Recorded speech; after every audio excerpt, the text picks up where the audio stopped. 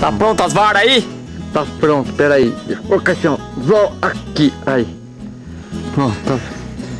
Bastião, eu já não falei pra não levar pinga em pescaria, homem? Já falou. E o que você tá levando essa pinga nesse borná? É prevenção, Lorival, prevenção. Prevenção?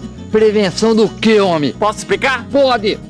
É que de repente você tá lá pescando, olhando pro céu, pras nuvens, pras estrelas. De repente vem uma cobra, aquela bem venenosa, assim, dá um bote, pica a sua canela. Aí eu vou, chupo o veneno da sua canela, jogo a pinga pra desinfetar lá, jogo na minha garganta, tudo mal golado, ó, bochechado, pra desinfetar o veneno. E isso previne mesmo, Bastião? É claro que previne. Ah, então tá bom.